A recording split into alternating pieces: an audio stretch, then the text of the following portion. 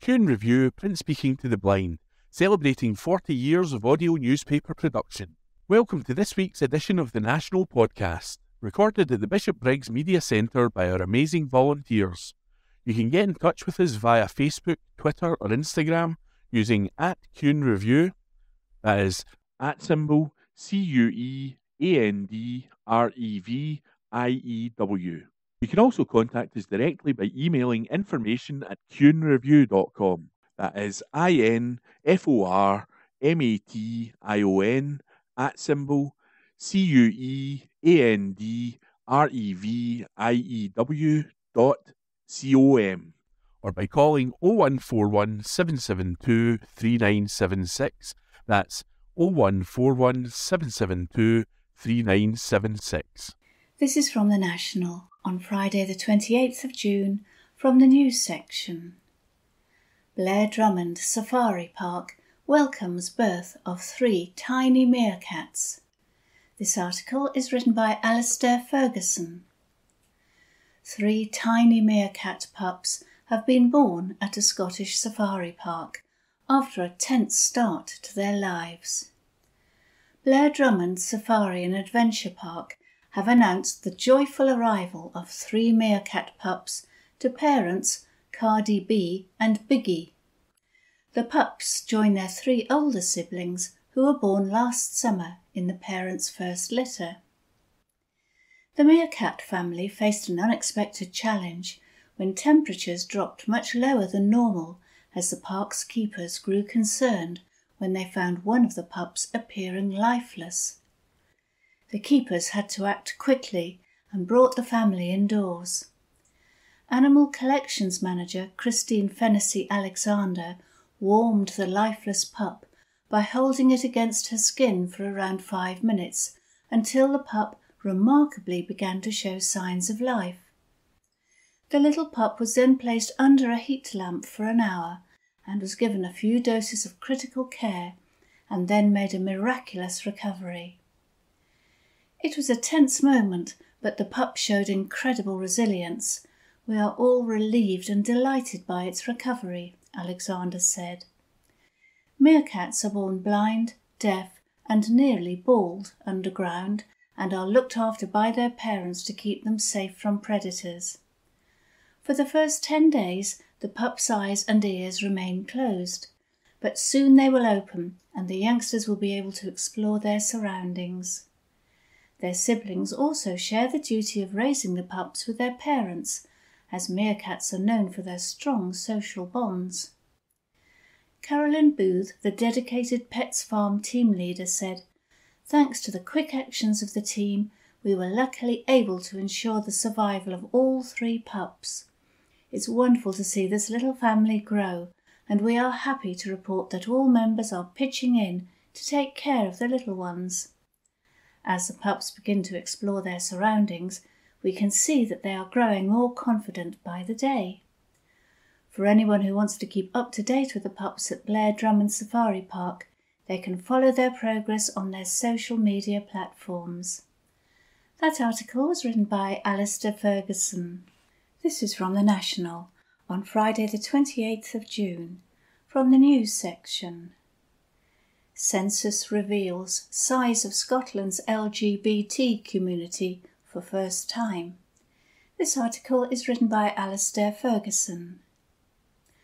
More than 180,000 people in Scotland identify as lesbian, gay or bisexual, and almost 20,000 as trans, according to census data released for the first time. Scotland's census has revealed information regarding the trans and LGBT community that is expected to help improve the lives of those living and working in the country. The data found that 19,990 people identified as trans, with nearly half aged 16 to 24, and that almost half of trans people, 46%, identify as non-binary. Trans people equate to 0.44% of people aged 16 and over living in Scotland.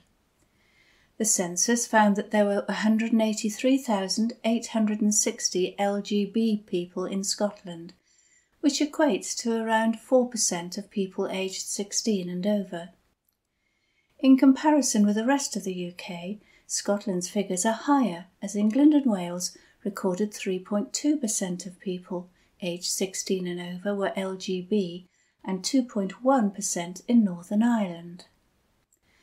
Around 2 in every 5 LGB people identified as bisexual at 43.6%, with nearly half of bisexual people, 43.6%, aged 16 to 24, with around a third at 32% being aged 25 to 34. 80,104 people identified as gay or lesbian, with 23,500 identifying as other sexual orientation. Within the other category, over a third of people in this category did not specify their sexual orientation at 35.6%, and the most common response in the category were pansexual, asexual, and queer. Director of Census Statistics John Roth-Smith said, "These numbers will help charities, local authorities, businesses and government plan services to improve the lives of those living and working in Scotland, as well as providing important information for effective equality monitoring." The previous census in 2011 decided not to ask respondents their sexuality. That article was written by Alistair Ferguson. This is from The National on Friday the 28th of June, from the Culture section. Family-run Scottish cafe named one of the best in the world. This article is written by Rebecca Newlands. A family-run Glasgow cafe has been named one of the best in the world. Partenope in Shorelands made it on a list of the greatest eateries in La Liste's World Pastry Awards 2024. The cafe opened in the Southside area in 2022 and serves a range of fresh sandwiches, pizza bread, focaccia and more. Opened by Sarah Capaldi and her partner Tony Di Carlo, who was born in Italy, the food is described as classic Italian food but also good old British baking. Sarah previously told the Glasgow Times, "It's a wee bit of a family affair. There's a lot of recipes from my grandmother, and then most of the bread and pizza come from Tony's grandparents. We make everything from scratch here, and both myself and Tony are really committed to prioritising quality over quantity. We don't ever want to get greedy and lose that, even when the shop is busy." Also making the list of best bakeries and cafes was Cotton Rake on the Great Western Road. This recognition comes just months after Cotton Rake finished 13th on the list of top artisan bakeries in the UK by British Baker. That article was written by Rebecca Newlands. This is from The National on Friday the 28th of June, from the news section. Glasgow fire. Crews battle blaze at Zara building on Buchanan Street. This article is written by Joe Sullivan. Fire crews attended a blaze at a 7-storey building near the bottom of Buchanan Street in Glasgow. Around 10 a.m, reports were made on social media of smoke emerging from a building near St Enoch's shopping centre. Footage on Twitter, X, later showed fire emerging from the back of the No. 10 Buchanan Street building, which hosts a Zara store and residential flats. 7 appliances were mobilised to the site, where firefighters worked to extinguish a fire on the building's 2nd floor. One eyewitness told our sister paper, the Glasgow Times, "I got off the bus at Buchanan bus station and I could smell the smoke. In the next minute there were fire engines coming in all directions responding, so I was like, there is a fire somewhere. You smell the smoke literally everywhere. You knew there was a fire." The eyewitness said a firefighter had told him that the fire had started with a bin in the building. Other witnesses told the National that the fire was emerging from the flats near the back of the building.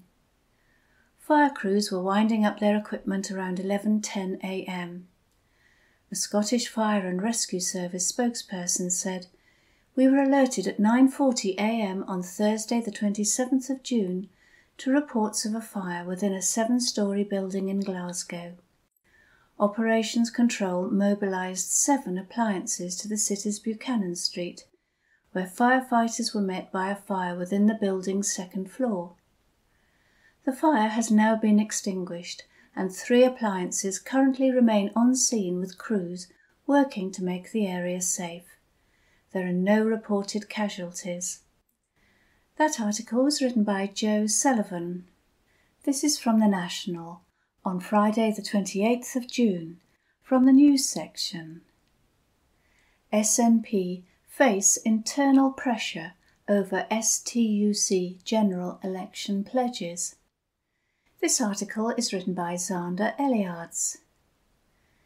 The SNP and Labour are both under pressure to sign up to a list of general election pledges which calls for employment and immigration laws to be devolved to Scotland. The SNP are facing internal pressure from their largest affiliated body, the SNP Trade Union Group, SNP-TUG, to back the list drawn up by the Scottish Trades Union Congress.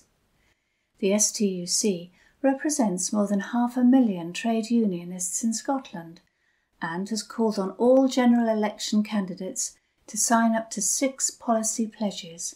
These are: strengthening workers' rights by repealing the Tories' anti-trade union laws, investing in public services to increase budgets in key areas, investing tens of billions in the green economy to create new jobs, introduce a wealth tax, among other measures, to redistribute income, devolving powers to Scotland, including overemployment law and immigration, supporting Palestine by recognising it as a state and ending arms sales to Israel. STUC's General Secretary, Ros Foyer, said, "There can be no half measures from candidates. If they seek our vote, they must pledge their support." The SNP did not respond to the National when asked if they would be backing the STUC pledges. However, they are facing internal pressure from the SNP-TUG, whose National Secretary Simon Barrow said, "What the STUC is demanding on workers' rights, public services, investing in the green economy, taxing wealth, substantial powers for Scotland, and active internationalism chimes exactly with what SNP trade unionists are asking of our party." He added, "With Labour largely abandoning working people, those on benefits and people at the rough end of austerity, the SNP needs to position itself, with governing actions as well as campaigning words, as a natural home for trade unionists and all who wish to see Scotland decide its future in favour of progressive change, the redistribution of wealth and a sustainable green economy." Labour were also asked if they would be backing the STUC pledges. Responding, Shadow Scotland Secretary Ian Murray did not give a straight answer, but instead listed some areas where Labour policy and the STUC are aligned, such as a New Deal for working people. Notably, he failed to support either devolution of more powers to Holyrood Parliament or ending arms sales to Israel. Murray said, "Labour will deliver the greatest transfer of power and money to working people in a generation, strengthening workers' rights, boosting funding for public services, and creating thousands of green jobs. Our transformative New Deal for working people will deliver a pay rise for more than 200,000 of the lowest paid workers, end fire and rehire, ban exploitative 0-hour contracts, and expand day one rights. Labour will end Tory austerity and provide public services with a much-needed funding boost, paid for through a windfall tax on oil and gas giants, action on tax avoidance, an end to private school tax breaks, and the closure of non-dom loopholes. He added, "From lower bills to higher pay to renewed public services, Labour is ready to deliver the change that Scotland needs." Green MSP Maggie Chapman said the STUC pledges had her wholehearted support and urged Labour candidates to engage. She went on, "This is a time for change and for solidarity. The next 5 years will be crucial if we are to tackle the climate emergency, build a more equal society, and move away from the failed economic policies that have stretched millions of households and families to breaking point. We could be weeks away from a Labour government, but what Sir Keir Starmer is offering is completely insufficient. I hope that every Labour candidate engages properly with the STUC and these pledges, and that radical policies like this play a central role in the years ahead." That article was written by Zander Eliards. This is from The National on Friday the 28th of June from the news section. Spike in COVID cases prompts restart of respiratory disease updates. This article is written by Gregor Young. Weekly updates on respiratory diseases are to recommence in response to a rise in COVID-19 cases, a public body has announced. On Thursday, Public Health Scotland, PHS, released fresh statistics on cases of the virus, finding that hospital admissions due to COVID-19 have increased by 36.4%, with infection levels on the rise. Between April and October, PHS generally moves to a 4-weekly reporting of respiratory diseases, but with cases of the virus increasing, it has made the decision to report on a weekly basis, with the next set of figures due on July the 5th. Experts at PHS say the virus has been increasing in wastewater over the last several weeks, accompanied by an increase in laboratory-confirmed PCR and self-reported cases. PHS says the rate remains below the most recent peaks observed in spring and winter 2023. Other seasonal infections, including flu and respiratory syncytial virus, RSV, remain low.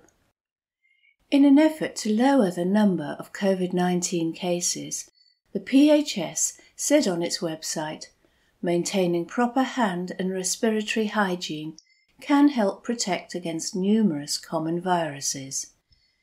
If you have symptoms of a respiratory infection and feel unwell or have a fever, you should stay at home and avoid contact with other people."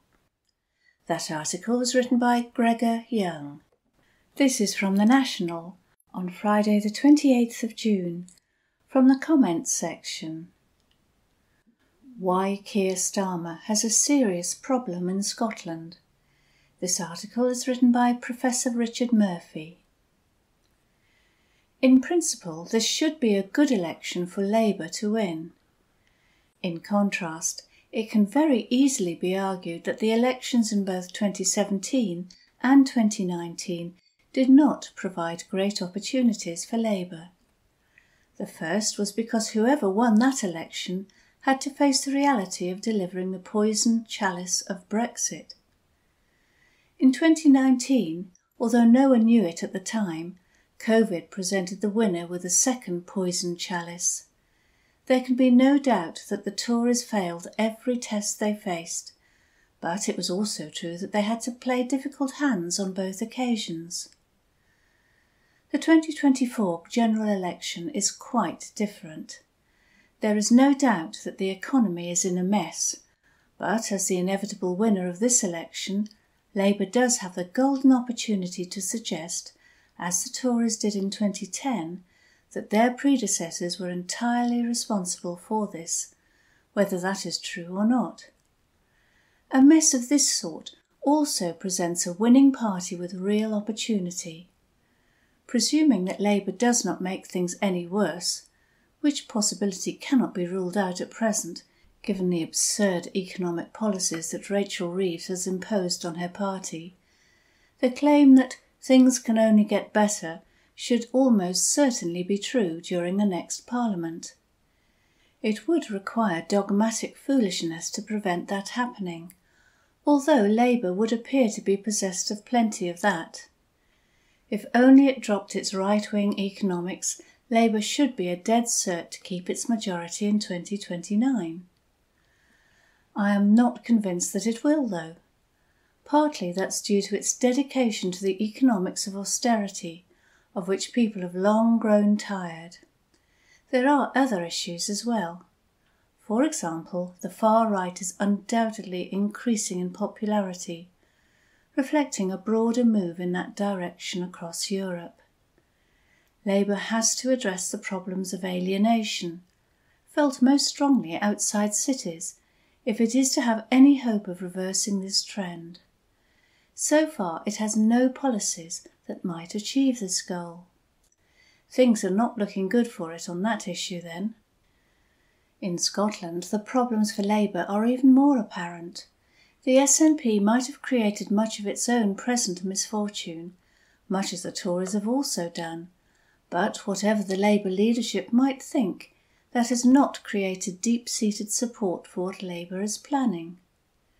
In fact, recent opinion polls suggest that Keir Starmer is now somewhat more unpopular as a potential Prime Minister than Jeremy Corbyn was in 2017.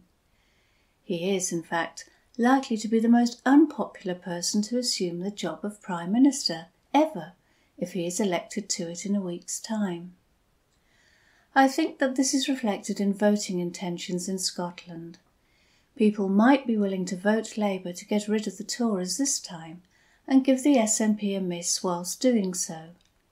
But, quite crucially, there is no indication that pro-independence sentiment is waning. Far from it, in fact. And that gives Labour a massive problem. Labour has no choice but persuade people that it is serious about solving the problems Scotland faces in the next 2 years. Or the SNP will storm back into office in Holyrood in 2026, and Labour will lose badly across the whole of Scotland in 2029. If that happens, even if Labour hangs on to office at that time, and I see no reason to guarantee that it will have to face the fact that Scotland will then have rejected both Labour and the Tories. To refuse another independence referendum would, in that case, be very hard indeed. Labour is going to win next week, but that win could break it just as much as the Tories have now been broken. And if that happens, the union really should be over. That article was written by Professor Richard Murphy. This is from The National on Monday, 1st July 2024. From the News section. Airdrie, warning amid battle against massive fire at Scottish landfill. By Gregor Young. People in the east of Scotland who can smell smoke have been advised to keep their doors and windows shut as firefighters battle a massive blaze at a landfill site. The Scottish Fire and Rescue Service, SFRS, put out a warning on Sunday afternoon amid an ongoing fire at Meikle Drumgree Road in Airdrie. The fire is reported to be at the FCC Environment landfill site. The firm has been approached for comment. The SFRS said on Sunday, firefighters remain at the scene of an ongoing fire at a landfill site near Airdrie. Residents nearby and in the east of Scotland who can smell smoke are advised to keep windows and doors shut. If travelling through smoke, motorists should keep windows closed, turn off air conditioning and keep their air vents closed. On Saturday, The force said it had been called to a blaze a little after midday, that 5 fire appliances were in attendance, and that the watchdogs had been called in to evaluate the environmental impact. Writing on social media, one user said that they could smell Airdrie burning in Edinburgh, adding that it was mental. Another user shared drone imagery of the fire to the Airdrie Scotland Community Support Group on Facebook. They wrote, "Absolutely mental, this fire. I got some night shots of it too." It seems as though the ground crews can't get this thing under control, and since there's no access to fire services, they can't even put it out. The wind is blowing right at it too, keeping the flames alive. Hoped nobody gets hurt by this. That article was by Gregor Young. This is from The National on Monday, 1st July 2024, from the News section. Iceland recall and do not eat warning over health risk, by Joshua Searle. Iceland has issued a recall as customers have been warned not to eat a product which may be a possible health risk. The supermarket is recalling its Iceland 4 golden savoury rice steam bags because they may contain crustaceans, fish, milk and molluscs that aren't mentioned on the label. As a result, the rice is a health risk for anyone with allergies or intolerances to these ingredients. The affected packs come in bags of 600 grams and have a best before date of November 16th, 2025. The Food Standards Agency, or FSA, has warned anyone who has purchased the product not to eat it. Spokesman said, Iceland is recalling the above product from customers and has been advised to contact the relevant allergy support organisations, who will tell their members about the recall. The company has also issued a recall notice to its customers. This notice explains to customers why the product is being recalled and tells them what to do if they have bought the product. If you have bought the above product, do not eat it. Instead, return it to any Iceland store for a full refund. For more information, contact Iceland Customer Services on 0800 328 0800. An Iceland spokesman added, "We are taking the precautionary measure of recalling this date code of the above product because it may contain undeclared fish, crustaceans, molluscs and milk, and therefore poses a potential risk to people that have an allergy. Only the best before date listed in this notice is affected. If you have purchased any of the above product, do not eat it." What is an allergy alert? Sometimes there will be a problem with a food product that means it should not be sold. Then it might be withdrawn, taken off the shelves, or recalled when customers are asked to return the product. Sometimes foods have to be withdrawn or recalled if there's a risk to consumers because the allergy labelling is missing or incorrect, or if there is any other food allergy risk. When there is a food allergy risk, the FSA will issue an allergy alert. That article was by Joshua Searle. From The National, Monday the 1st of July, from the comment section. Election overlapping with Pride has served up a toxic combination, by Steph Payton. Given the rightward trend of politics on these islands of ours, it seemed inevitable a general election campaign would naturally flush out the nastiest elements of the British political class into the open, akin to an English water company insisting it is doing its best while repeatedly, unrepentantly, pouring raw sewage into public spaces. but the unfortunate overlapping of the 2024 general election campaign with this year's Pride Month has created a beast altogether more toxic. During a month in which LGBTQ+ people would traditionally celebrate past civil victories, instead we have been the relentless focus of aggressive and expedient disdain. The so-called debate around the lives of transgender people in the UK is not, by any means, a priority for the voting public. Polling suggests, in fact, that it is one of the issues of absolute least concern to voters at a time when the cost of living is spiralling out of control. Yet both Labour and the Conservatives have dedicated time to drilling into the myriad reasons why they believe trans people in Britain should be treated as second-class citizens. The Conservatives, viewing the issue as a standard for their anti-woke crusade, have retreated into the cruelty that has come to define their party.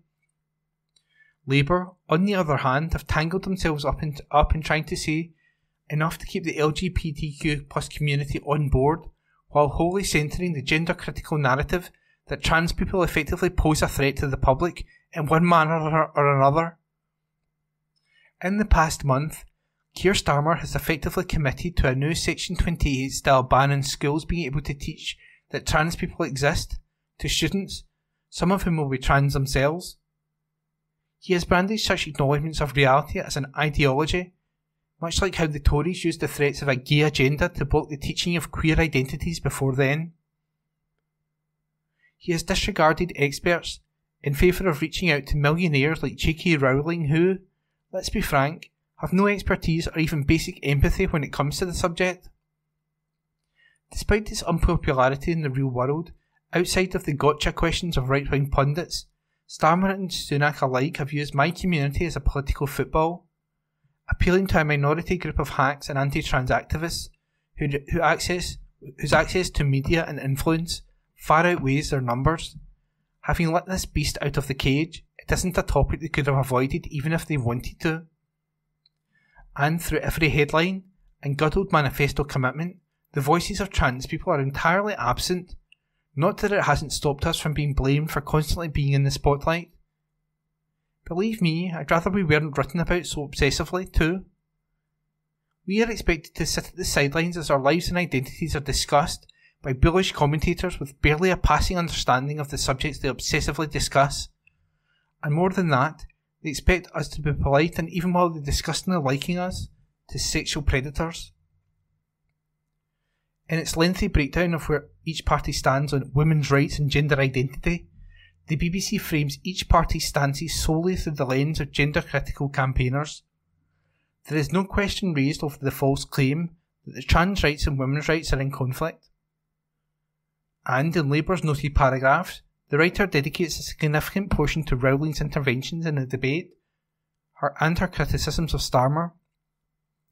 At no point in this lengthy piece, by the supposedly neutral state broadcaster, are there any trans voices or LGBT charities given any opportunity to share criticisms of the party's paltry offerings. David Tennant's now famous speech at the LGBT Awards, in which he said that the anti-trans Kemi Badenoch should shut up, has drawn ample, hand-wringing tone policing from Labour, who have said that Tennant should have been more respectful while criticising the Equalities Minister. But rather than holding that same standard to Rowling herself, after she glibly referred to trans people as a gender Taliban, Starmer instead invited her to meet with him to discuss what he could do to assuage her concerns that Labour might accidentally treat trans people with a shred of dignity. The Conservatives offer nothing to LGBTQ+ people at this election. Labour offer barely more. And, while the SNP are better overall, Swinney's statement in Edinburgh Pride that he wants nothing to do with anyone trying to turn minorities into enemies feels rather hollow when his own deputy leader praises Rowling for her stance and claims she shares her views. All in, this has been a dire election for queer Scots, the kind of election we will look back on with disgust, as we did when, in 1983, the Liberals ran a campaign that claimed there was a straight choice between their candidate and veteran gay rights activist Peter Tatchell, who was running for Labour. I see no difference between this and Rishi Sunak's quips about his opponents not knowing what a woman is. For the nasty party, none of this will stand out in future. These words and campaigns will simply settle among a stained history of bigotry and the weaponisation of queer people that has always been at the core of their ideology. But for Labour, the supposed good guys, TM, it will be a mark against them that they will never be fully expunged, nor do they deserve to. This Pride Month has only demonstrated entirely why we still need Pride. Nothing will improve under Starmer, and that is why we will remain loud and unapologetic for who we are. And that article was written by Steph Payton. From the National, Monday the 1st of July, from the comment section. First past the post is an affront to democracy. That's why the UK wants to keep it.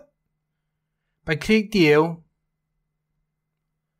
Given the audience likely to read this column, the statement UK democracy is broken isn't going to feel uncontroversial or even particularly objectionable, but it is one that is being forced into sharp relief by the ongoing UK general election campaign. We're all, regardless of our political leanings, being ill-served by it. In the first past the post voting system, all of us come last.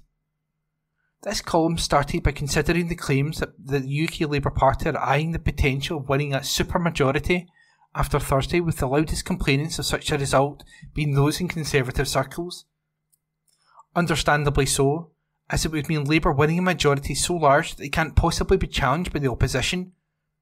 So large they don't even need to worry about a rebellion in the backbenches or the inevitable trickle of by-elections triggered by scandal, illness and the march of time threatening to flip the balance of power. But this is the level of power enjoyed by all majority governments in the UK Parliament.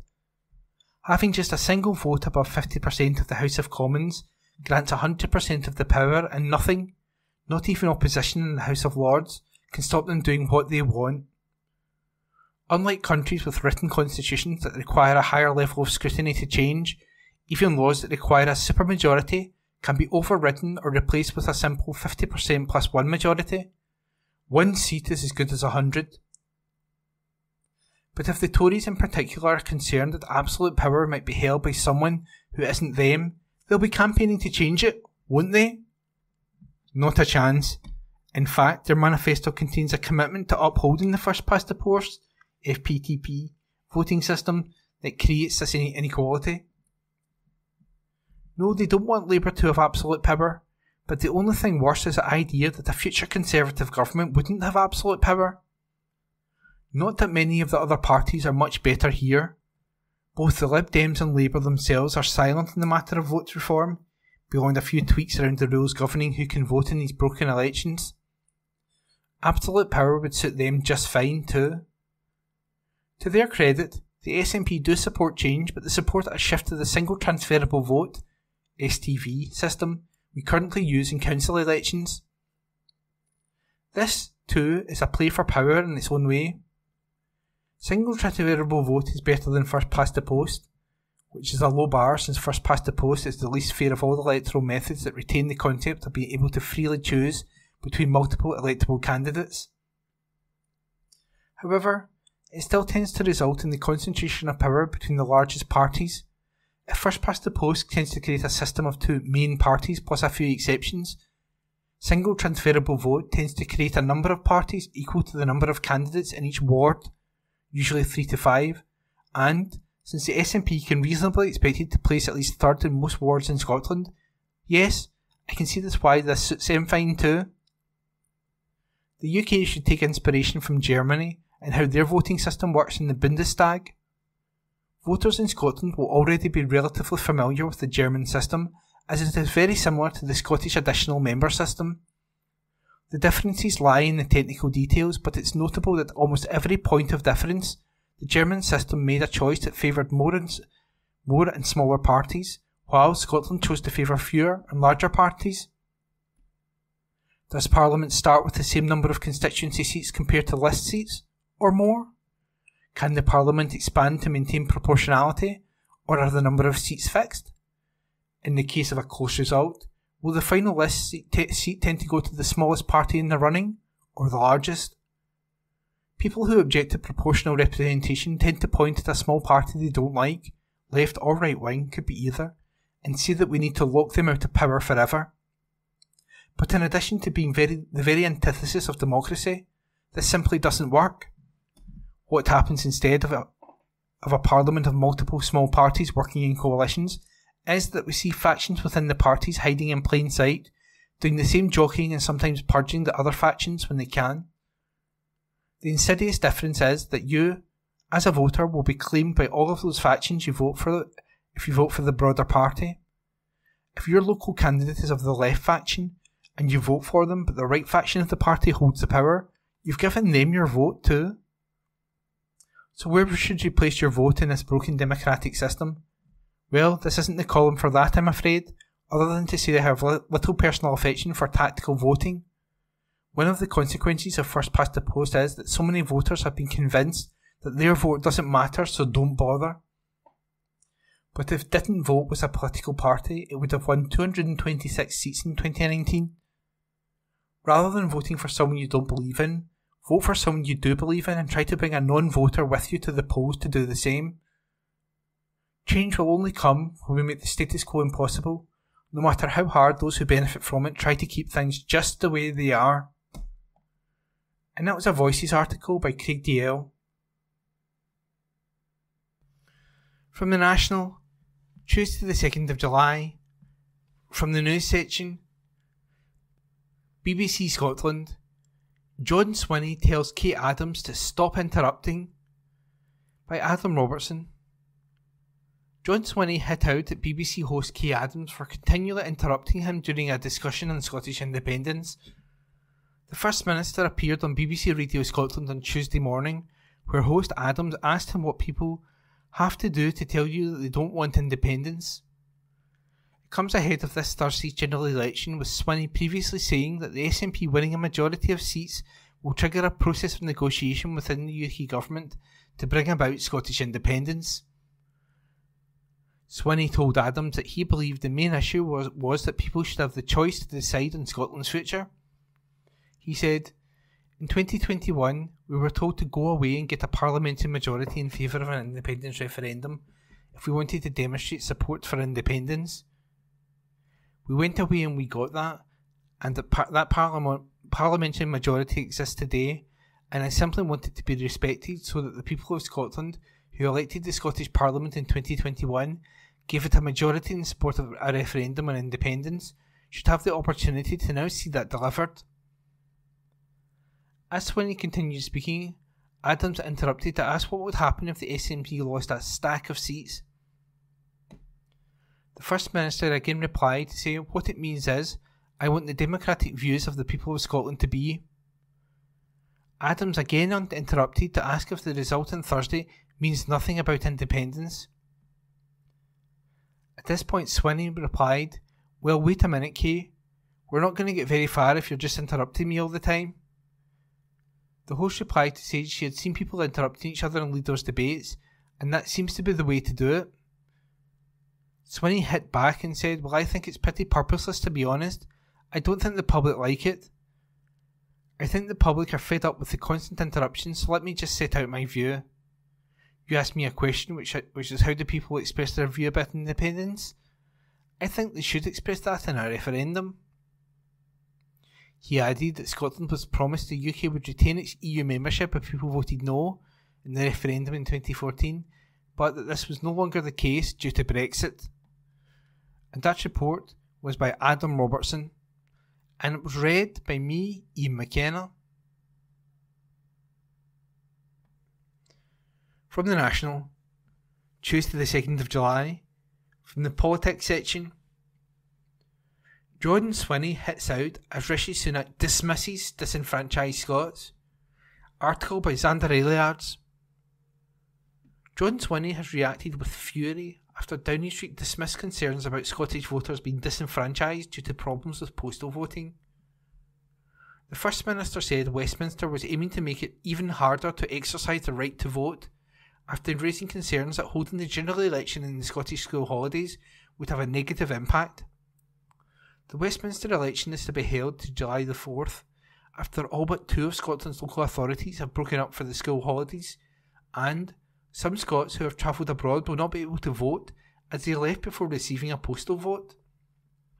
The Electoral Commission said it will look into the administration of postal voting after this election, while the Local Government Association called for a review of the already overburdened system, put under extra pressure by an unprecedented increase in people voting by post.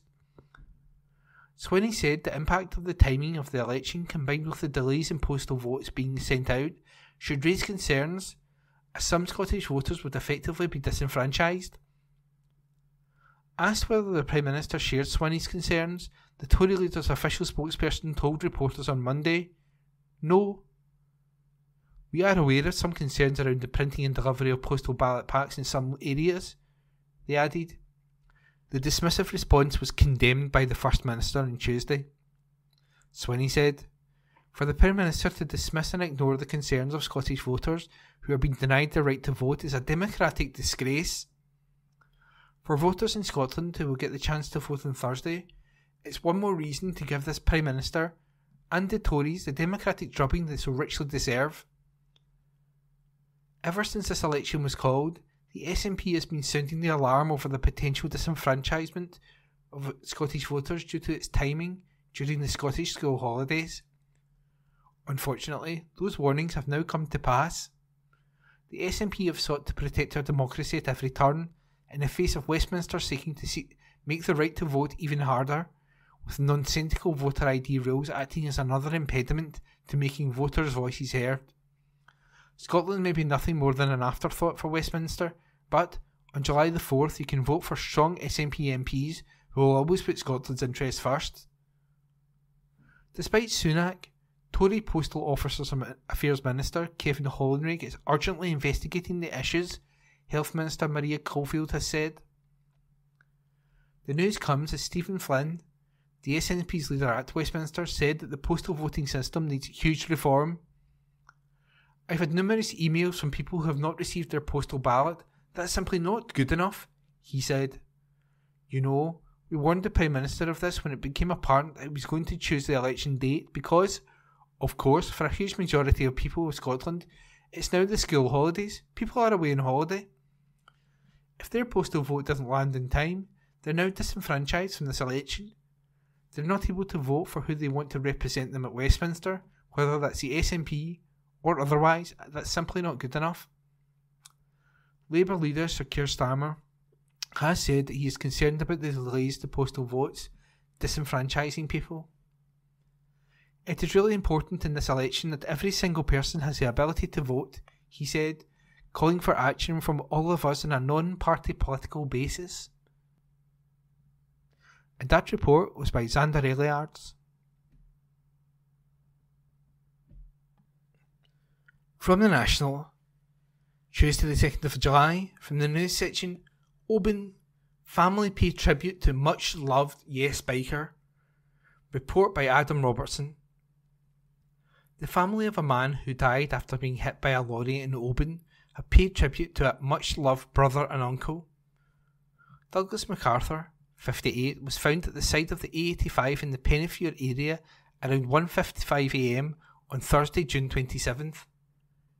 He was a member of the Yes Bikers group, who paid its own tribute with a post on Facebook last week. Police Scotland said he was hit by a lorry in the town's George Street shortly before his body was discovered. The force said the lorry and the driver have been traced and inquiries are ongoing. In a statement released via the police, Mr MacArthur's family said, "The family is positively touched by all the messages of condolences and personal tributes to their much-loved brother and uncle. Doc, as he was more commonly known, was obviously held in high regard throughout the local community and beyond, who are united in grief." Inspector Roy McCartney said, "Our thoughts are with Douglas's family and friends at this difficult time. Officers continue to offer support as our investigations progress. Inquiries remain ongoing to establish the full circumstances. I'd ask anyone with information who has not already spoken to please come forward. Anyone with information is asked to call police on 101, quoting incident 0255 of Thursday, June 27. And that report was by Adam Robertson. From the National, Tuesday the 2nd of July, From the news section, Tory Miriam Cates was trustee of church practising conversion therapy. Article written by Ross Hunter. A Tory candidate was the trustee of a church which openly discussed and promoted the use of conversion therapy on gay members.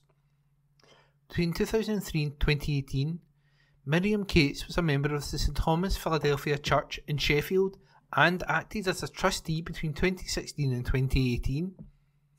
However, an independent report into the activities of the church found that between 2014 and 2019, the church endorsed and supported the use of conversion therapy on gay members.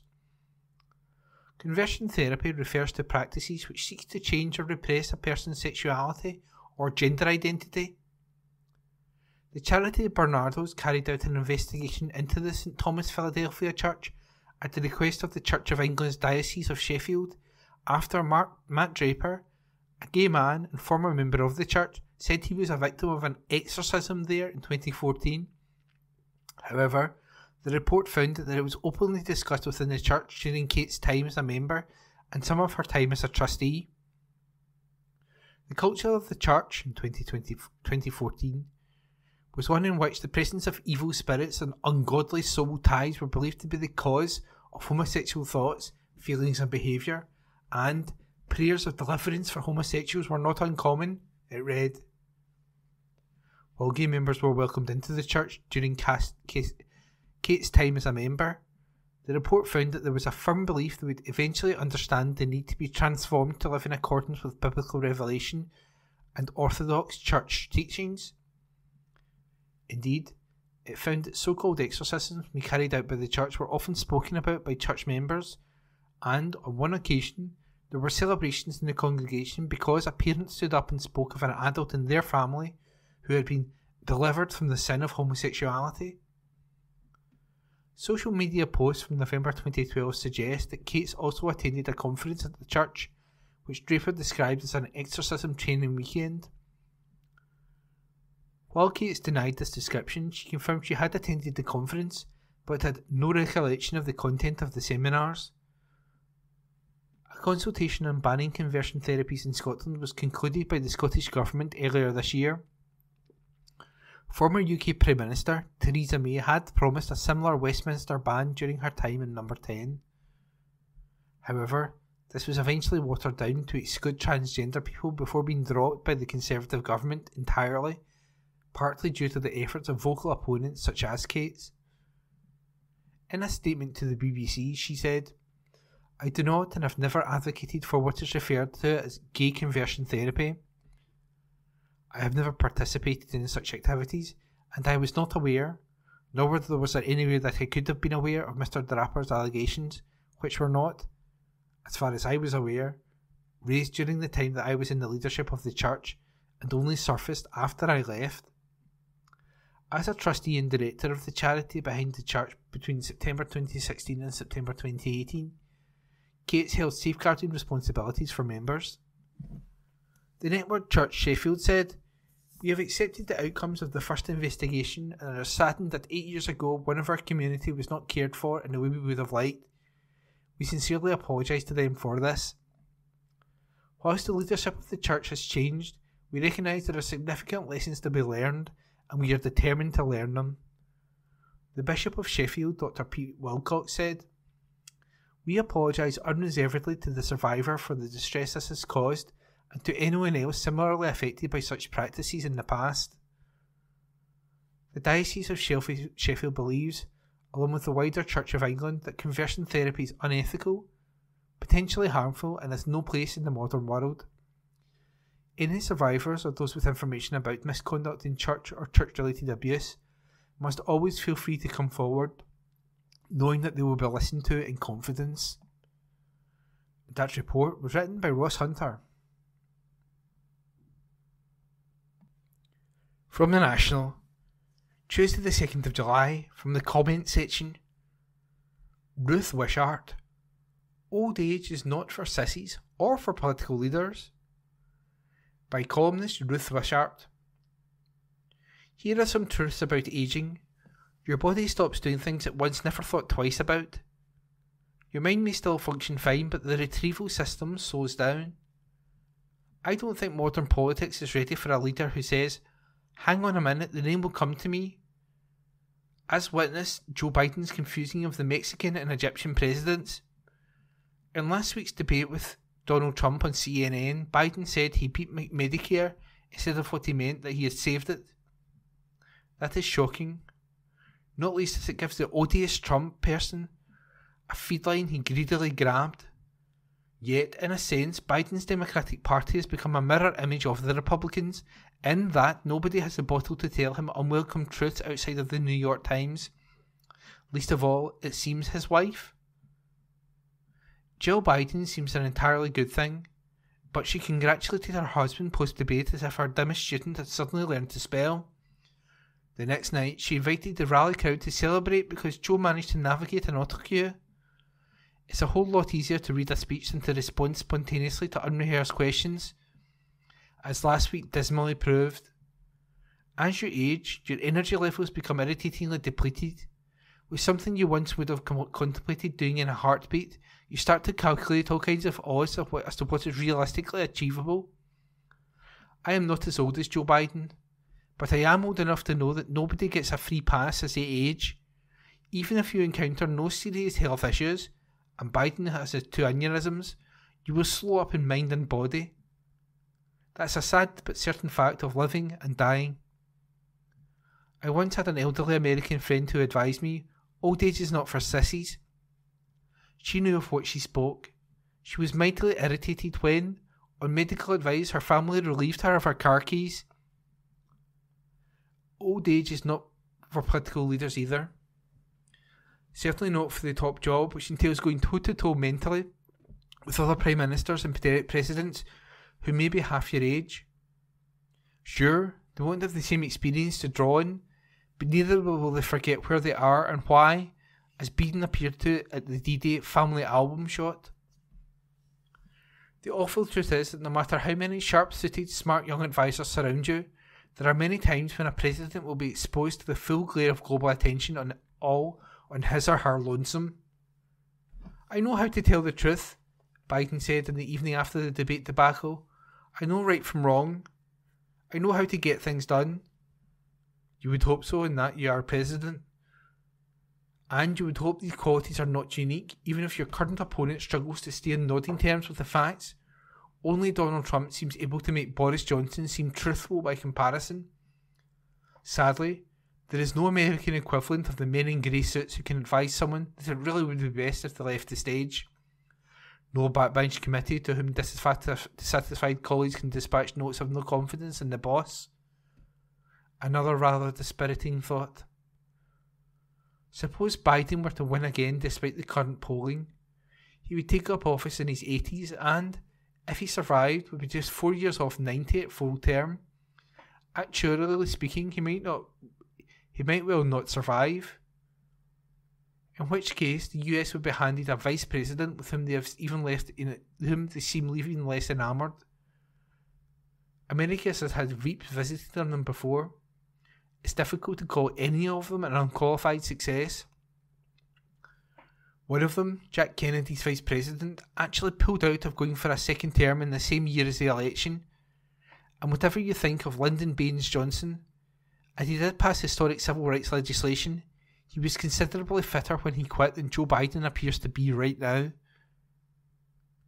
According to everything I've read, only Joe and Jill Biden can pull the plug in his bid for a second term. If she has a modicum of sense, Jill could figure that she might have a fair few years of relative privacy to spend with a man who last, and greatest gift to the country he has long served, would be to go before death or disease claim him. And that was a comment piece by Ruth Wishart. That concludes this week's edition of the National Podcast. Please remember to subscribe to our channels at Tune Review and to tell your friends about our service.